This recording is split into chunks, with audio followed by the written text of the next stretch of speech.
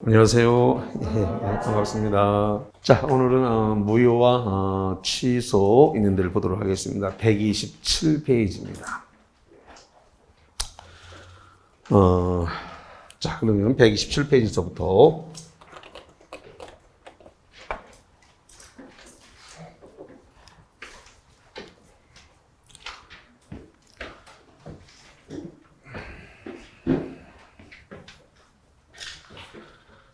일단 절대적 무효다라고 하는 것부터 볼까요? 무효인데 절대적 무효다.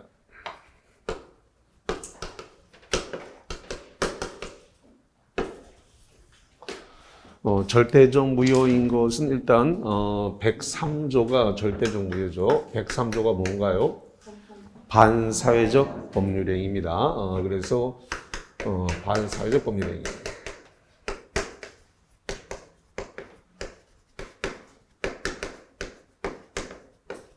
그 다음에 104조도 절대적 무효입니다. 104조가 뭔가요? 불공정한 법률행위, 폭리행위죠. 불공정한 법률행위. 다른 말로 얘기해서 폭리행위 이렇게 얘기를 하죠. 그럼 절대적 무효라고 하는 것은 거래 당사자만 무효가 아니라 제3자한테까지 다 무효를 주장할 수 있다. 절대적이니까 누구에게나 다 무효를 주장할 수 있는 것은 무슨 무효라고 한다고요? 절대적 무효. 거래 상대방뿐만 아니라 3자한테까지 다 무효를 주장할 수 있는 겁니다. 문제가 되는 부분은 이 반사회적 법률행위에 대해서는 139조에 의한 추인이 허용되지 않는다는 겁니다. 추인. 무효행위의 추인이 허용되지 않는다. 그 다음에 138조 무효행위의 전환이 허용되지 않는다라는 거예요. 그런데 이 104조, 이 불공정한 법률행위는 추인이 안 되는 것은 똑같은데, 자, 추인이 뭐죠? 추후에 인정한다. 그 법률행위를 추후에 인정하는 추인 자체가 절대적 무효이기 때문에 추인 자체가 허용되지는 않지만 이게 허용된다는 게 특징이에요. 무효행위의 전환이 허용이 된다라고 하는 아주 중요한 특징이 있습니다. 그래서 이게 시험 문제를 구성하니까 주의를 하셔야 돼요. 그래서 104조 불공정한 법률행위는 무효행위의 전환이 허용이 된다라고 하는 거. 절대적 무효이기 때문에 선의의 제3자, 선의의 제3자입니다. 선의의 제3자에게 대항할 수 있다 없다? 아니지, 있다요. 있다. 없다 그러면 안 돼. 있다. 대항할 수 뭐라고요? 있다. 대항할 수 있다.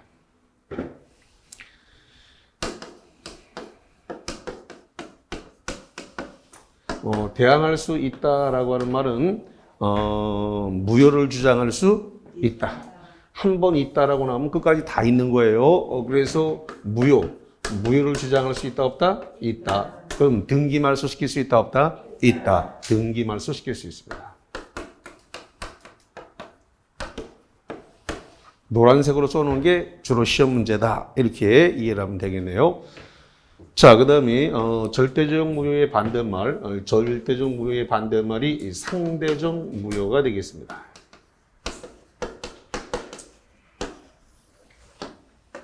상대적 무효와 관련해서 민법 107조입니다. 민법 107조가 뭔가요?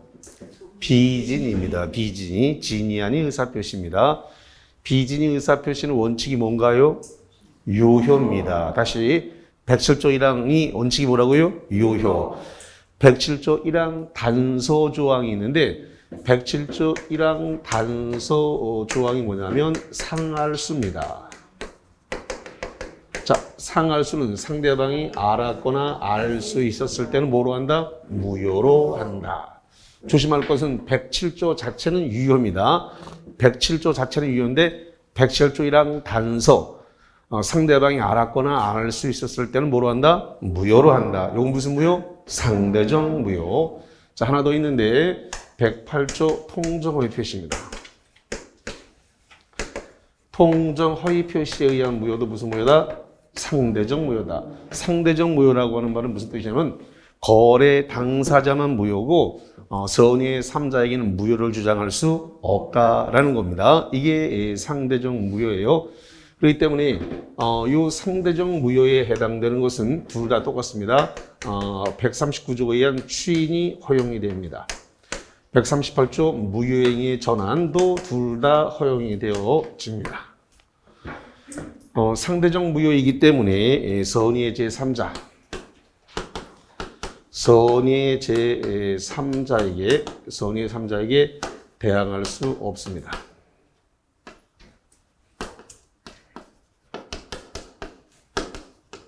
대항할 수 없다라고 그랬으니까 무효를 주장할 수 없다. 무효 주장 안 된다.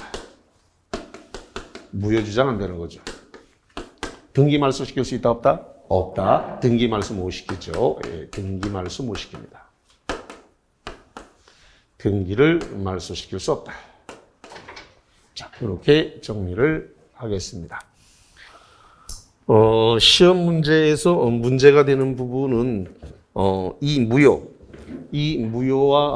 무효라고 하는 건 무효와 취소가 지금 들어왔는데 무효와 취소는 법률행위가 불성립, 부존재인 경우에 발생한다. 이렇게 기출 문제가 났어요. 자, 천천히 한번 해볼게요. 무효와 취소는 법률행위가 불성립, 부존재한 경우에 발생한다. 자, 이 말 맞아들이다? 이 말은 틀린 거예요. 이 법 원리가 이해가 안 되신 분들은 이게 굉장히 잘 틀리는 시험 문제인데, 자, 여기를 한번 볼게요.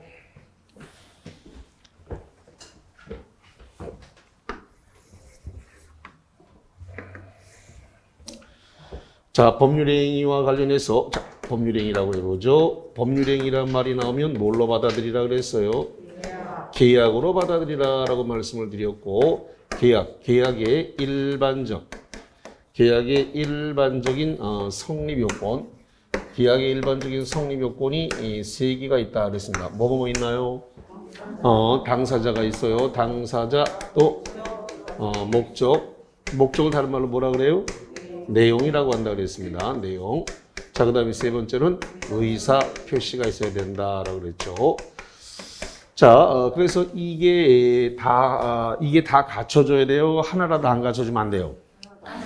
이거 전부 다 갖춰야 됩니다. 그래서 이 중에서 뭔가 하나라도 못 갖췄다, 한 개라도 못 갖추게 되면 뭐가 발생하냐면 불성립이에요. 불성립.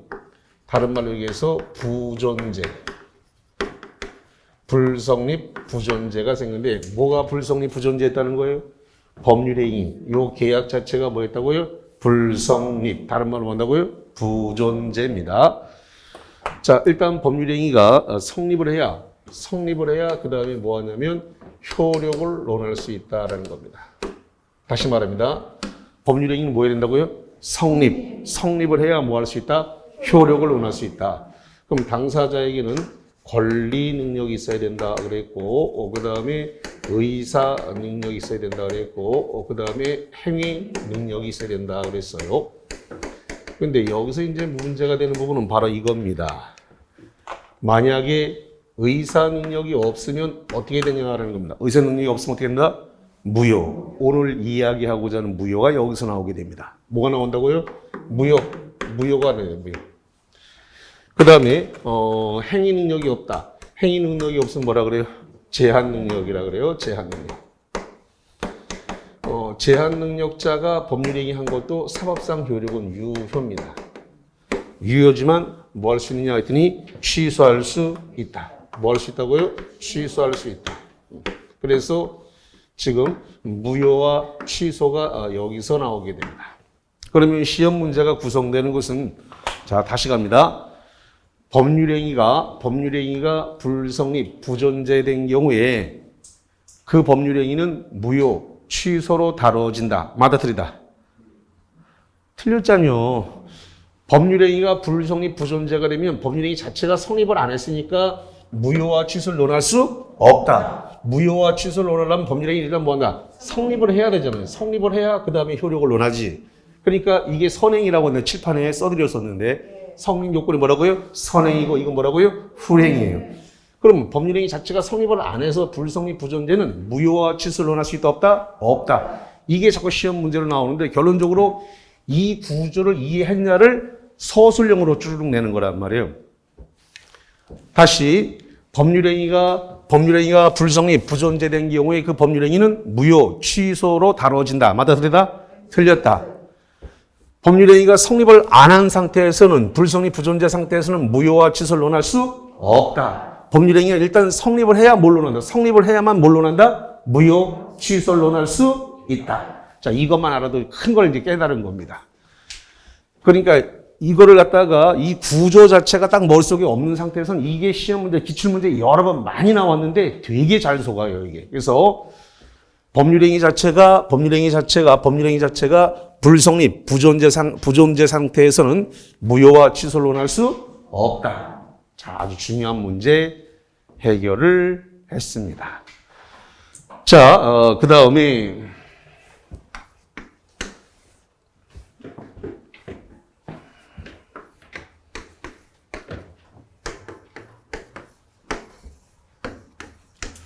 자, 어떤 사람이 법률행위를 했습니다. 법률행위 일명 계약을 했다 이런 소리죠. 계약을 했어요. 자, 계약에 따라서 소유권 이전 등기를 했을 수도 있고 안 했을 수도 있습니다. 자, 그런데 이 계약에 대해서 지금 계약은 5월 1일 날 했다라고 가정을 해보겠습니다. 그런데 이 계약에 대해서 무효를 주장을 했습니다. 무효다. 이렇게 무효를 주장했어요. 무효를 주장한 것은 6월 10일 날 무효를 주장했다. 이렇게 보겠습니다.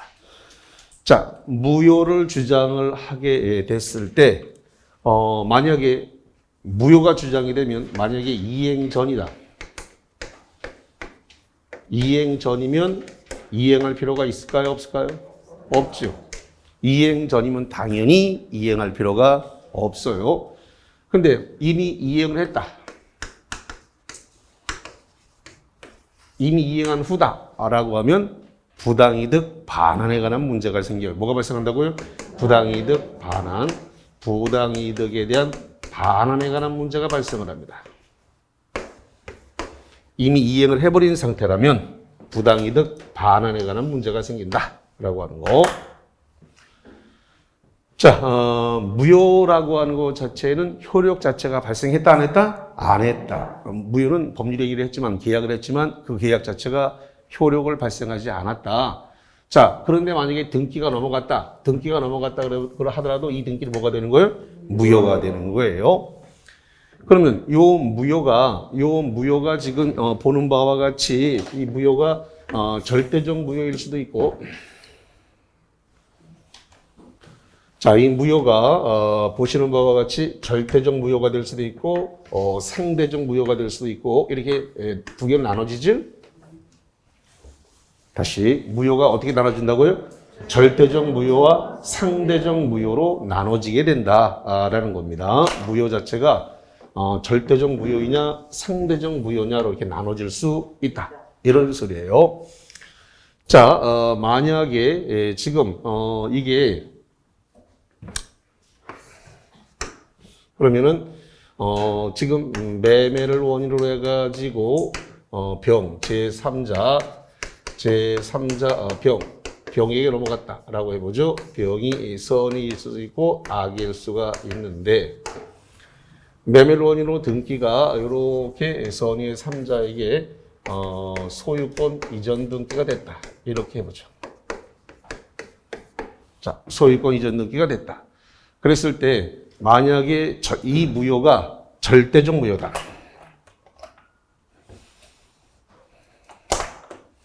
이 무효가 절대적 무효인 경우가 있고 상대적 무효가 있다. 이렇게 말씀드렸는데 만약에 절대적 무효다라고 가정을 해보죠. 절대적 무효였을 때 요 선의의 제3자, 요 선의의 3자에게 대항할 수 있다 없다? 있다. 저기 써놨어요. 대항할 수 있다라고. 대항할 수 있다는 말은 3자의 등기를 말소시킬 수 있다. 그래서 선의의 3자에게 대항할 수 있다.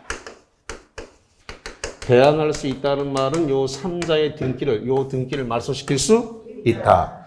자, 만약에 이 무효가 상대적 무효라고 한다면 선의의 3자에게 뭐 한다고요? 대항할 수 없다. 대항할 수 없다라고 하는 말은 요 3자의 등기를 말소시킬 수 없다. 무효를 주장할 수 없다. 이렇게 되는 것이죠. 자, 그런데 무효가 이런 무효가 될 수가 있다는 거예요. 어떤 무효냐 그랬더니 민법 137조에 의한 일부가 무효다라는 게 발생할 수가 있습니다. 뭐가 발생한다고요? 일부 무효.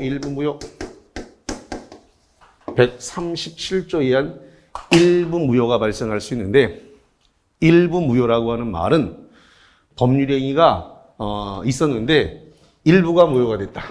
일부가 무효가 되면 원칙은 전부 무효로 한다라고 되어 있습니다.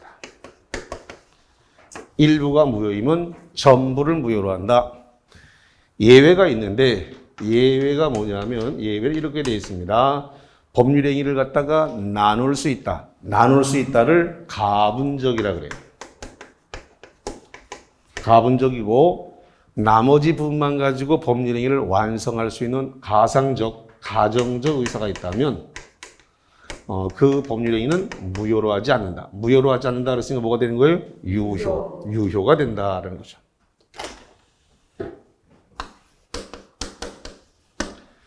자, 그러면 요 137조가 조금 추상적인데 우리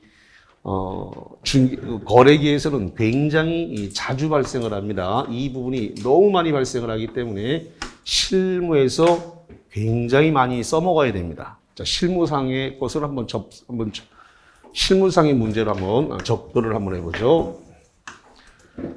자, 그러면은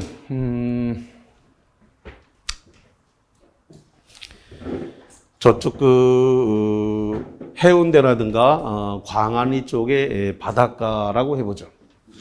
뭐 여기가 이렇게 해운대 바닷가일 수도 있고 광안리 바닷가라고 할 수도 있습니다. 공통적으로 해운대나 광안리는 바다를 끼고 있으니까 이쪽으로는 전부 다 상가가 있을 수 없죠.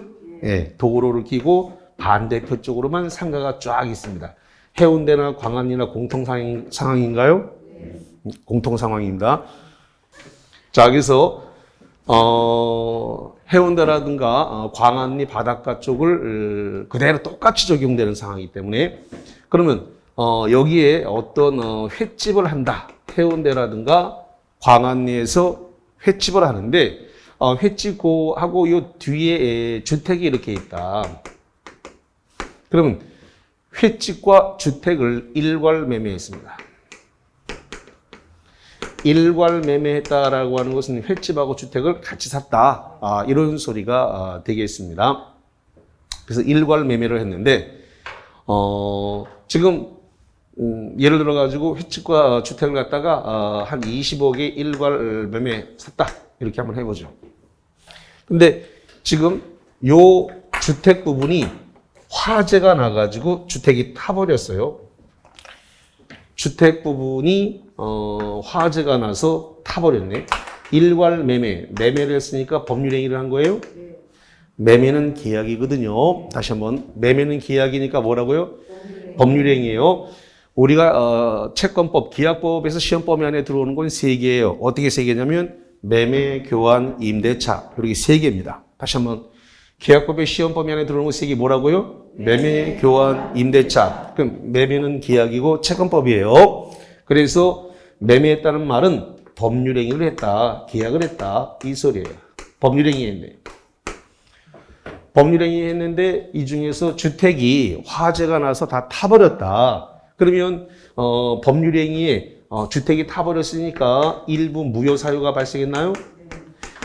이행할 수 없는 무효사유가 발생했죠. 예, 이행할 수 없는 무효사유가 발생을 했어요. 이렇게 일부가 무효이면 이 법률행위 뭐 한다고요? 전부를 무효로 한다. 137조 일부가 무효이면 그 계약 전체를 다 뭐로 한다고요? 무효. 그래서 아까 제가 뭐라 그랬냐면 137조는 우리 이 거래계에서 실무상으로 너무나 많이 사용하는 거니까 잘 하셔야 된다라는 얘기를 한 거예요. 그래서 너무나 많이 사용하니까 그래서 일부 무효이면 법률행위 전부를 뭐로 한다고요? 무효. 전부를 무효로 한다. 이걸 뭐로 한다고요? 원칙이다. 원칙. 자, 그런데 매수인이 그런 얘기를 했다는 겁니다. 나는 여기 와서 이 광안이나 여기 이 해운대 와서 장사를 하려고 한 거지, 장사를 하려고 한 거지 주택에서 주거 목적은 아니다. 물론 주택이 있으면은 좋고 이렇게 저녁 늦게까지 장사하고 바로 올라가서 쉬고 아침에 와서 바로 물건 받고 해서 좋긴 한데 그럼 주택은 다른 데 얻어도 되니까 근데 장사하는 게 주 목적이므로 횟집이 불이 난 게 아니라면 그럼 요 나머지 부분만 가지고 계약을 완성할 의사가 있다라고 한다면 그러면 주택과 주택 아닌 부분으로 나눌 수 있나요? 주택과 주택 아닌 부분 나눌 수 있잖아요. 이거를 저기 써놨습니다. 뭐라고 써놨냐면 가분적이라고 써놨습니다. 가분적이란 말의 뜻이 뭐라고요? 나눌 수 있다. 그래서 뭐로 나눌 수 있냐면 무효인 부분과 무효가 아닌 부분으로 나눌 수 있다. 이걸 뭐라고 표현한다고요? 가분적이다. 그 다음에 가정적 의사라고 하는 말은 뭐냐면 무효가 아닌 부분만 가지고도 계약을 완성할 의사가 있다면 이걸 뭐라고 표현한다고요? 가정적 의사래. 영어의 가정법 있죠? 뭐라고 했다면, 뭐라고 할 수 있다면, 이렇게 가정을 하는 거죠. 마찬가지예요. 지금, 나머지 부분만 가지고도 계약을 완성할 의사가 있다면, 그걸 뭐라고 표현한다고요? 가정적, 가상적 의사가 있다면, 나머지 부분은 무효로 하지 않는다. 무효로 하지 않으니까 뭐가 되는 거예요? 유효. 이렇게 되는 겁니다. 다만, 원칙은 저게 일부 무효이기 때문에 저 계약 전체를 다 뭐 할 수 있다고요? 무효. 일단 주택 부분이 무효가 발생했기 때문에 일단 그 법률행위 전부는 다 일단 뭐 할 수도 있다고요? 무효. 전부 다 무효다. 이렇게 해서 계약 자체를 없던 것으로 만들 수도 있고 그 다음에 나머지 부분과 계약 이걸 갖다가 주택과 주택 아닌 부분, 횟집 부분으로 나눌 수 있다. 요런 경우는 요런 경우에 계약이 이루어진다면 어떻게 계약이 마무리될까요? 아니, 만약에 횟집만 가지고 주택을 계약을 하겠다, 주택을 완성하겠다라는 가정적 의사가 존재한다면, 그러면 이제 계약은 어떻게 이루어질까요? 계약은 어떻게 마무리가 될까요? 중개업을 하려면 아직 멀었죠. 써먹지도 못하니까. 이럴 때는 대금 감액으로 가는 거예요. 뭐로 간다고요? 대금 감액. 대금 감액으로 가는 거예요. 대금 감액으로 가서 20억 중에서 주택 부분 빼고 횟집 부분만 가지고 계약이 이루어지는 거니까 주택 부분에 대해서는 뭐로 간다고요? 대금 감액. 이 계약 지금 없애버릴 거 아니죠? 그러니까 없애버릴 거 아니니까 20억이라는 계약 자체가 유효한 상태에서 계약을 마무리 실 거라면 저 주택 부분을 빼야 되니까 빼면 뭐가 된다고요? 대금 감액이 되는 거예요. 그러니까 아까 제가 시작을 하면서 실무상으로 엄청나게 많이 발생하고 굉장히 잘 쓰니까 주위에서 거래기에서 많이 사용하는 내용이니까 잘 쓰셔야 된단 말이에요. 응용을 엄청나게 많이 실무에서 적용을 하기 때문에 그렇단 말이에요. 자, 그래서 137조와 관련된 내용을 보셨고, 자, 그 다음에 138조를 먼저 볼게요. 138조는 무효행위의 전환입니다.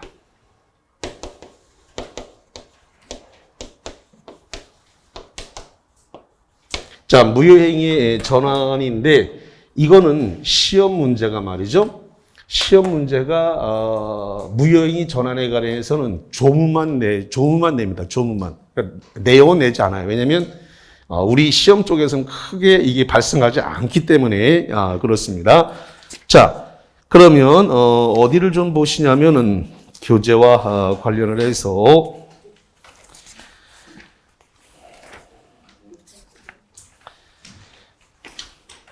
저쪽 135페이지로 가봅니다.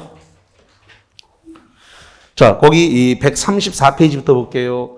자, 134페이지에 보니까 거기 하단부에 일부 무효 보이세요? 예. 거기 137조 일부 무효다.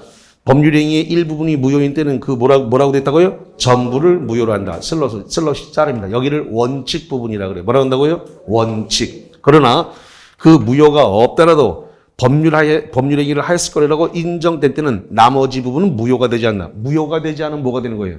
유효가 된다. 이런 것이죠. 자, 그러면 135페이지 맨 꼭대기를 봐요. 135페이지 맨 꼭대기에 요거를 보니까 뭐라고 되냐면 법률행위 일치성과 뭐가 가능하다고요? 분할 가능성. 자, 여기 봅니다. 분할 가능성을 제가 아까 뭐라 그랬어요? 가분적이다. 분할 가능성, 가분적. 여기서 가분적이란 말은 유효인 부분과 유효가 아닌 부분, 그러니까 무효인 부분과 무효가 아닌 부분으로 나눌 수 있다라는 겁니다. 그 다음 2번 동그라미 가상적 의사가 존재하는 말이 나왔죠? 여기서 나왔네, 여기. 가상적 의사. 가상적 의사가 뭐예요? 나머지 부분만 가지고, 그러니까 유효인 부분만 가지고도, 무효인 부분 빼버리고, 유효인 부분만 가지고도 거래를 완성할 의사가 있다면, 이걸 뭐라고 표현한다고요? 가정적 의사. 그래서 가정적 의사가 있다면, 나머지 부분은 무효로 하지 않는다. 이런 것이 나와 있고. 자, 그 다음에 그 밑으로 내려와서, 파란색 3번에 무효행위의 전환이 나왔는데, 여기는 시험 문제가 조문만 출제를 하고, 안에 있는 내용은 출제하지 않아요. 그러니까 너무 신경 쓰지 마시고 조문만 기억하시면 돼요. 138쪽 조문입니다. 무효인 법률행위가 다시 법률행위 요건을 구비하고 당사자가 그 무효를 알았더라면 다른 법률행위 하는 것을 의혹하려고 인정될 때는 다른 법률행위로서의 효력을 가진다. 자, 조문만 기억하시면 되는데 좀 추상적이니까 이걸 갖다가 제가 응용을 해서 한번 설명을 한번 드려볼게요. 돌아가신 정주영 회장께서 바깥에서 혼외자를 출생을 했습니다. 그러면 출생을 했는데 자기 부인이 출생한 것처럼 출생신고를 했습니다. 근데 부인이 출생을 한 것이 부인이 애를 낳은 게 아니라 바깥에서 혼외자로 나왔으니까 부인이 이렇게 출생한 것처럼 출생 신고한 것 자체는 법률적으로 무효인 거예요. 다시 부인이 애를 낳은 게 아닌데 부인이 애를 낳은 것처럼 출생 신고한 것 자체가 유효라고 무효라고요? 무효예요. 그런데 다만 무효이지만 이것을 내 새끼다라고 하는 인지신고로서의 효력이 있다는 거예요. 그게 무효행위의 뭐라고요? 전환이다. 그러니까 혼외자를 갖다가 지금 출생신고를 했다. 출생신고를 했다는 말은 자기 부인이 애를 낳은 것처럼 출생신고를 한 건데 그거는 무효다. 왜? 부인이 애를 낳은 게 아니고 혼외자를 자기 자식으로 입적한 거기 때문에. 그러면 결론적으로 그거는 출생신고로서는 효력이 없지만 얘는 내 새끼다라는 인지신고로서의 전환의 효력이 있다 없다? 있다. 자, 이거는 민법정에서 친족상속법에 해당되는 내용이니까 우리 시험하고는 상관이 없어요. 그러니까 시험 문제가 나오면 조문만 나오지 내용이 나올 수가 없어. 그래서 정모시모시갱이 지금 이게 녹화가 되고 있기 때문에 내가 말을 못합니다. 그 사람의 명예훼손권이 있기 때문에 진짜로 2명이 바깥에서 나와서 이렇게 이름이 올라 있어요.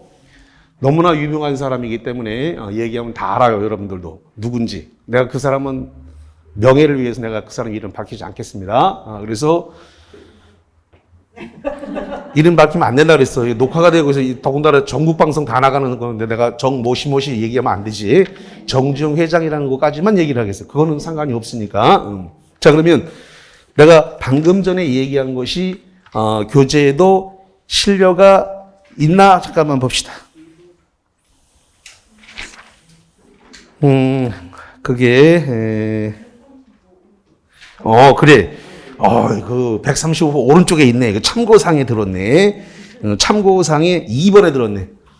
135페이지 오른쪽에 2번에 들었네. 오른쪽 2번에 혼인 외에 출생자를 혼인 중에 출생자로 신고한 것은 인지신고로서의 효력이 뭐한다고요? 인정된다. 가족법 등록에 관한 법률. 그래서 친족상속법에 해당되는 사항이란 말이죠. 그러니까 부인이 애를 안 낳았으면 출생신고를 하면 안 되는데 부인이 애 낳은 것처럼 출생신고를 한 것은 뭐다? 무효다. 그럼 혼외자니까 어쨌든 신고를 하긴 해야 되는데 그렇게 해서 한 것은 인지신고, 내 새끼다라는 인지신고로 효력이 있다 없다? 있다. 그거 나왔잖아요. 여기 무슨 세 번째 줄에 뭐라고 됐다고요? 인지 신고로서의 효력이 인정된다. 이게 무효행위의 뭐라고요? 전환. 이게 무효행위의 전환이에요.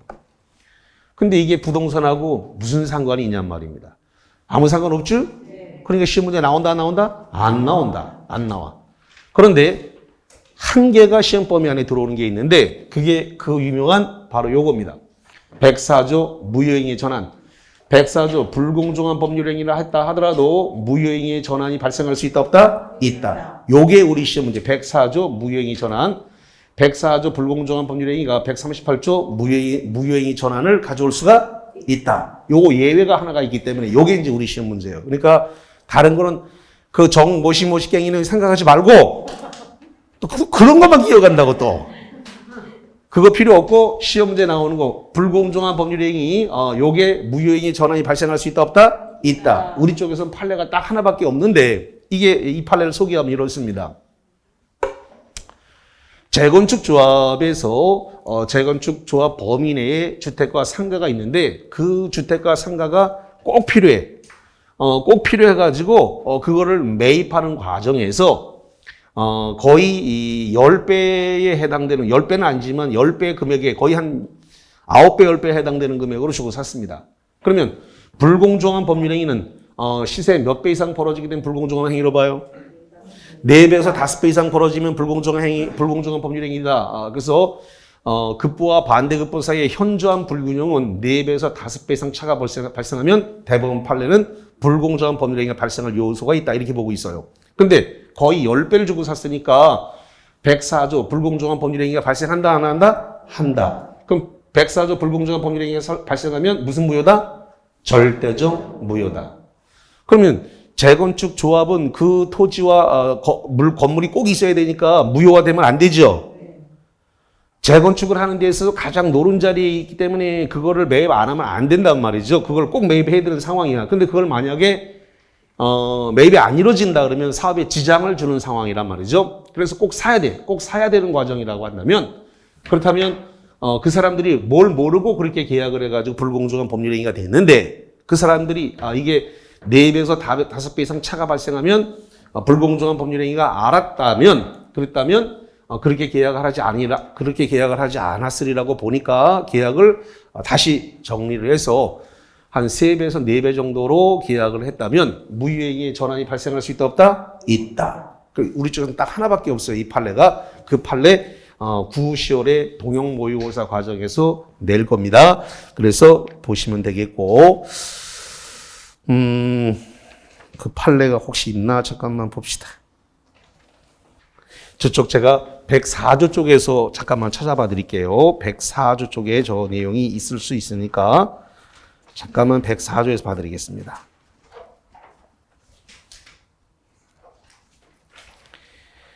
무효행위 전환과 관련된 내용이 발생할 수가 있으니까 자, 저기 봅시다. 52페이지를 한번 볼게요. 자, 52페이지 갑니다. 52페이지 판례 박스 위에 5번 동그라미 혹시 별표되어 있나요? 네. 좋습니다. 무효행위 전환에 관한 민법 제138조가 적용될 수 있다는 것이 판례 입장이다. 지금 거기가 어디냐면 불공정한 법률행위죠? 네. 자, 그 앞에 한번 잠깐만 보세요.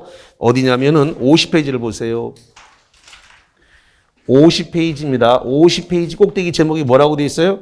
불공정한 법률행위. 뭐라고 돼 있어요? 폭리행위. 거기가 쭉 이어져 갖고 52페이지까지 간 거죠? 예. 그래서 52페이지 5번 동그라미가 무효행위 전환에 관한 민법 138조가 적용될 수 있다. 어디에다가? 불공정한 법률행위, 폭리행위에 적용될 수 있다. 자, 여기 써놨잖아요. 그래서 제가 뭐라고 써놨어요? 불공정한 법률행위에 138조 무효행위에 전환될 수가 있다 없다? 있다. 그 요까지 지금 딱 한 거예요. 그래서 요 하나밖에 없는 사유이기 때문에 이게 다이렉트로 시험 문제에 출제가 되어져요. 딱 하나 138조가 전환되는 사유가 우리 쪽에서는 판례가 딱 하나밖에 없기 때문에 아주 시험 문제가 자주 올라온다. 이렇게 보시면 돼요. 이거 연습 많이 시켜드릴 거니까 걱정하지 마시고 일단 소개를 그렇게 했습니다. 자, 그 다음에 이제 어디를 볼 거냐 그러면 139조 무효행위 추인인데 136페이지로 가봐요. 자, 136페이지에 가니까 거기 4번에 무효행위의 추인이 나왔습니다. 무효행위 뭐라고요? 추인. 자, 그럼 139조입니다.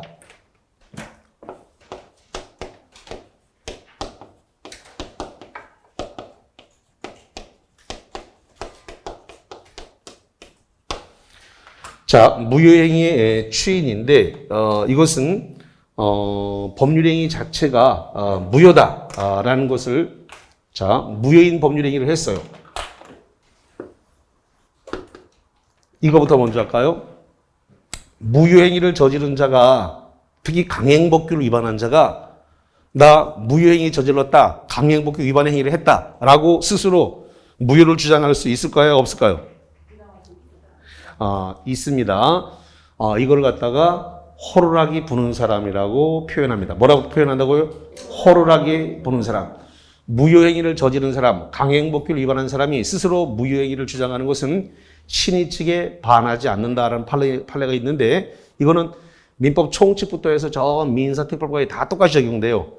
무효를 저지른 사람이 무효를 스스로 주장할 수 있다 없다? 있다 라고 하는 거 너무나 중요한 내용이니까 처음부터 끝까지 민법 총칙부터 민사특별법까지 다 적용되는 내용이니까 잘 숙지합시다. 그래서 무효를 저지른 사람이 스스로 무효를 주장하는 것은 신의 측에 뭐 한다고요? 반하지 않는다. 정리를 하고, 자, 이 무효행위를 5월 1일 날 무효행위가 있었다라고 한번 해보죠.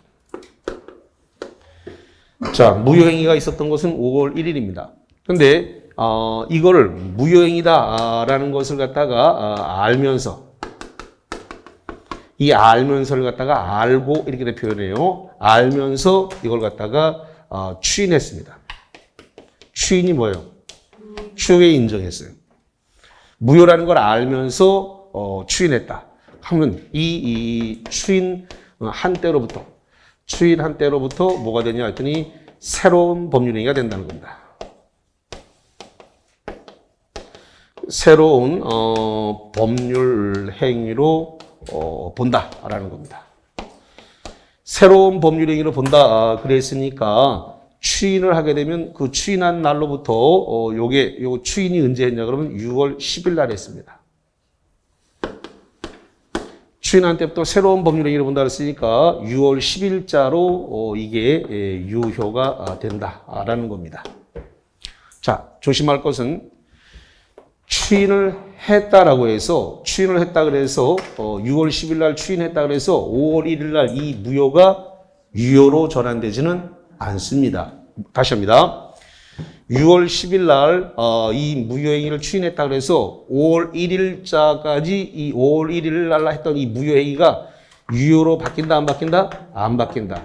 유효로 전환되지 않는다. 단 6월 10일 날 추인했으니까 6월 10일자로 뭐가 되는 거라고요? 유효. 그래서 6월 10일자로 새로운 법률행위로 유효가 되지 5월 1일까지 소급해갖고 유효가 되지는 않는다. 이거를 소급효가 없다라고 표현합니다. 다시 한번 뭐가 없다고요?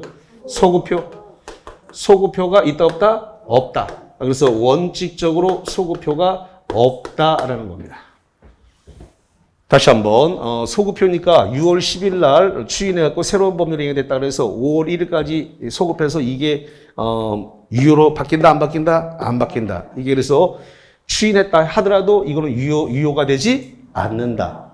다만 추인을 한 6월 10일자부터 뭐가 된다고요? 새로운 법률행위가 된다. 새로운 법률행위에 대해서 뭐가 됐다고요? 유효. 그러므로 추인했다 하더라도 이 무효는 유효가 되지 않는다.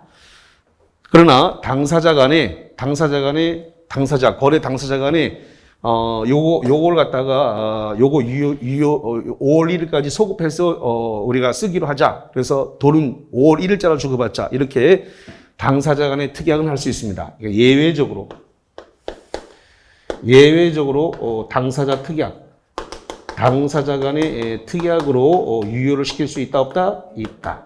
이건 어디까지나 예외고 원칙론으로는 유효로 전환시킬 수 없다라는 것입니다. 자, 그러면 거기 이 교재 한번 볼게요. 자, 그 교재 136페이지 가운데 4번입니다. 4번에 보니까 무효행위의 추인입니다. 무효인 법률행위는 추인하여도 효력이 생기지 아니한다. 슬러시 잘라요. 자, 6월 10일 여기 무효인 법률행위는 5월 1일 날 했는데 이걸 추인은 6월 10일 날 했습니다. 6월 10일 날 했다고 하더라도 5월 1일 무효행위가 유효로 전환한다 안 한다? 안 한다. 그래서 추인하여도 효력이 생기지 않아서 효력이 생기지 않는다는 말은 무효다. 그러나 당사자가 무효임을 알고 동그라미 여기 보세요. 여기 자 무효라는 사실을 갖다가 뭐 한다며? 알면서 다른 말로 뭐라고요?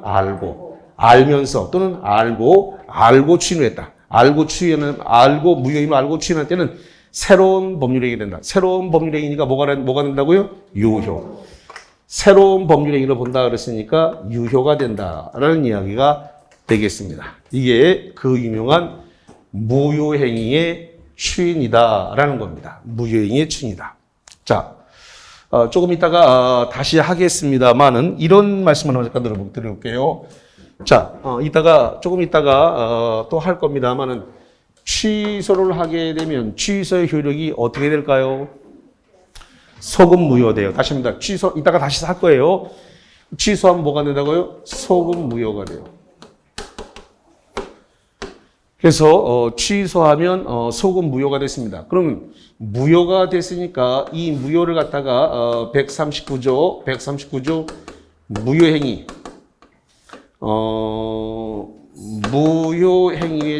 무효행위의 추인에 따라서 취소해서 무효가 된 놈을 다시 무효행위 추인에 따라서 추인할 수 있을 것 같아요? 없을 것 같아요? 있다 없다? 있다. 이것도 무효이기 때문에 무효행위를 추인할 수 있다 없다? 있다. 여기 실컷 돼 있잖아요. 여기 뭐라고 했어요? 무효행위를 뭐 할 수 있다고요? 추인할 수 있다. 그럼 취소하면 무효가 되고 다시 좀 어렵습니다. 여기가 좀 이따가 제가 취소해서 다시 할 거예요. 취소하면 뭐가 된다고요? 무효가 된 것을 추인할 수 있다 없다? 있다. 그게 139조 무효행위 추인으로서 추인할 수 있다예요. 굉장히 좀 어려운 얘기 중에 하나인데 대부분의 학생들이 이걸 해결 못 해가지고 많이 떨어집니다. 실패하는 이유 중에 하나가 여기가 해결이 안 돼서 많이 떨어져요. 자, 그래서 거기까지 일단은 설명이 되어졌고 자, 일단 프린트물을 좀 꺼내볼게요.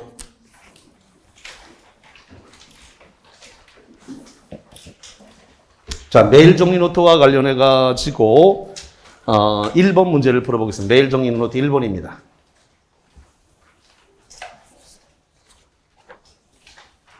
자, 보겠습니다. 프린트물 메일 정리 노트 1번입니다. 법률행위 무효에 관한 설명으로서 틀린 것은 뭐가 틀렸을까요? 1번이 틀렸습니다. 1번. 무효인 법률행위를 추인하면 특별한 사정이 없는 한 처음부터 새로운 법률행위라고 한 것을 본다. 여기 보세요. 무효행위를 추인하면은 처음부터라고 하는 것이 소급이죠. 소급표가 있어요, 없어요? 없잖아요. 그러면 이걸 갖다 무효행위를 추인했다 하더라도 처음 그 무효행위 자체가 유효로 전환되지 않는다. 그러면 추인하게 되면 무효행위라는 사실을 알면서 추인하면 추인한 때부터 뭐가 된다? 새로운 법률행위가 되는 것이지 원칙적으로 처음부터 효력이 유효로 바뀌는 것은 아니다. 추인에 따라서 처음에 했던 무효행위가 유효로 바뀌는 것은 유효가 되는 것은 아니다. 유효가 되는 것은 아니니까 소급표가 있다 없다? 없다. 소급표가 없다. 그래서 1번 질문 여기 소급표가 없다고 돼 있잖아요. 소급표가 없다. 1번 질문 처음부터가 무슨 뜻이라고요? 소급해서 새로운 법률행위다. 틀렸네요. 처음부터 새로운 법률이 소급해서 법률행위가 되는 게 아니라 뭐한테로부터요? 추인한테로부터. 그래서 제가 여기다가 5월 1일, 6월 10일 이렇게 해서 날짜를 써놓는 것이 처음부터 소급해서라는 뜻을 이해를 시키기 위해서 자꾸 날짜를 쓰는 겁니다. 5월 1일, 6월 10일 자꾸 날짜를 쓰는 이유가 법률 용어이기 때문에 잘 이해가 안 되니까 날짜를 자꾸 써놓는 거예요. 그래서 처음부터 그러면 5월 1일부터라는 얘기가 틀렸단 말이에요. 추인한 날짜가 언제예요? 6월 10일. 6월 10일부터 뭐가 된다고요? 새로운 법률행위가 되는 것이 추인한 날로부터. 추인한 때부터 새로운 법률행위지 처음부터 유효가 되는 것은 아니다. 틀렸단 말이죠. 그래서 처음부터 새로운 법률행위를 본다. 틀렸습니다. 2번 추인의 요건을 갖추면 무효가 된 법률행위의 추인도 허용된다. 허용되죠. 그 다음에 사회질서 위반을 한 법률행위는 추인의 대상이 되지 않는다. 7번 보세요. 여기 봅니다. 사회질서를 위반한 것은 추인의 대상이 된다, 안 된다? 안 된다. 그래서 여기 3번 반사회적 법률행위 추인이 안 되는 것이죠. 4번 무효인 법률행위에 따른 법률 효과를 침해한 것처럼 보이는 미칩니다. 침해한 것처럼 보이는 국어 능력입니다. 침해한 것처럼 보이는 침해했어요 안 했어요? 안 했잖아요. 침해하는 것처럼 보이는 법률 위법 행위가 있다 하더라도 손해배상을 청구할 수 없다. 왜 손해배상 청구할 수 없다? 침해 안 했잖아요. 침해하는 것처럼 보이는, 침해한 것처럼 보였지만 침해한 것이다 아니다? 아니다. 판사가 판례문을 쓸 때 꼭 이렇게 써놔가지고 일반인들이 이해하기가 되게 어려워요. 침해한 것처럼 보이는 위법 행위 있다. 침해하는 것처럼 보이는 그래서 침해 안 했다는 소리야. 자, 그 다음에 4번 폭리행위로 무효가 된 법률행위는 다른 법률행위로 전환될 수 있다. 여기 폭리행위로 불공정한 법률행위를 폭리행위라고 그러죠? 예. 이걸 다른 행위로 전환될 수 있다 없다? 있다. 그래서 맞단 말이죠. 다른 행위로 전환될 수 있다. 138조 무효행위의 전환 다른 법률행위로. 아까 출생신고로서는 무효지만 인지신고로서는 뭐라고요? 유효. 그게 무효행위의 전환인 거예요. 자, 그래서 그것까지 관련해서 봐드렸고요. 그 다음에 지금 여러 가지가 이 무효라고 하는 것도 유동적 무효가 있고 유동적 유효가 있어요. 다시 한번 지금 무효라고 하는 것도 유동적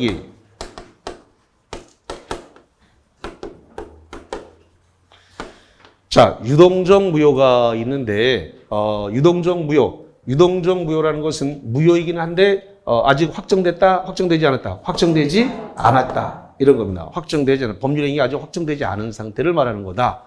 그래서, 유동적 무효일 수도 있고, 유동적 유효일 수도 있습니다. 유동적 유효인 것은 대표적인 게 제착사강이에요. 자, 제착사강이 뭐예요? 제한능력자, 착오, 사기, 강박. 그 법률행위는 원칙적으로 뭐가 된다고요? 유효다. 유효지만 뭐 할 수 있다? 취소할 수 있다. 취소하기 전까지는 뭐다? 유효다. 그러니까 취소할 수 있으니까 아직은 유동적이다. 그런 소리예요. 그래서 유동적 유효다라는 겁니다. 그 다음에 유동적 무효와 관련해서 지난주에 배웠네요. 무권대리 배웠죠? 예. 무권대리에 의한 법률행위도 뭐가 되는 거예요? 유동적 무효예요. 유동적 무효. 그 다음에, 자, 그래서, 거기 이 유동적 무효, 보시고. 그러면은 저기 하나 볼게요. 어디냐면, 보충 자료와 관련해가지고 1번 문제 하나 보고 갈게요. 그 법률 효과가 확정적이지 않다라고 하는 말은 유동적이라는 소리예요. 다시 한번 거기 01번에 법률 효과가 확정적이지 않다는 말이 나왔죠? 네. 확정적이지 않다는 말은 무슨 뜻이라고요? 유동적. 자, 볼까요? 01번 법률 효과가 확정적이지 않은 것을 모두 고르라. 확정적이지 않은 것을 뭐라고 한다고요? 유동적 상태에 있는 걸 모르는 겁니다. 자, 1번에 상대방과 통정한 허위의 법률행위. 자, 상대방과 통정한 허위의 법률행위, 통정허위 표시는 무효예요. 뭐라고요? 무효. 이거는 상대적 무효이면서 확정적 무효예요. 예. 그 다음에 니은번 무권 대리인이 상대방 승낙에 대해서 거절을 통지했다. 거절을 통지하는 순간 확정적 무효가 돼요. 뭐가 된다고요? 확정적 무효. 그 다음에 디귿 상대방의 강박으로 인한 법률행위. 여기 보세요. 제착 사강의 강박이 나왔죠? 강박은 뭐가 돼요? 유동적 유효. 그러니까 유동적이니까 아직 결정이 유효이긴 하지만 강박은 취소할 수가 있으니까 법률행위가 무슨 상태예요? 유동적 상태예요. 그래서 디귿번 유동적 맞아요. 그 다음에 조건부 권리를 처분한다. 처분하는 건 팔아먹을 수가 있는데 오늘 이따가 조건과 기한에서 하는데 조건과 기한이 붙어 있는 부동산을 처분할 수도 있고 그 다음에 거기다가 상속할 수도 있고 그 다음에 보존행위를 할 수도 있고 담보로 제공할 수도 있습니다. 처분, 상속, 보존행위, 담보가 다 가능해요. 그래서 그런 것들은 확정적 효력이 있는 거니까 유동적이지 않습니다. 처분하는 것은 소유권 자체를 넘기는 거니까 괜찮아요. 조건이나 기한이 붙어 있어도 부동산 팔아먹을 수 있다 없다? 있다. 다시 한번 조건이나 기한이 붙어 있는 부동산을 제3자에게 처분할 수 있다 없다? 있다. 자, 그 다음 미음번 소유권 위법부 매매, 소유권 위법부 매매를 원인으로 한 동산 소유권의 취득이다. 이거 뭘 말하는 거냐면 정수기 같은 겁니다. 정수기가 이제 뭐 청호 나이스도 있고 무슨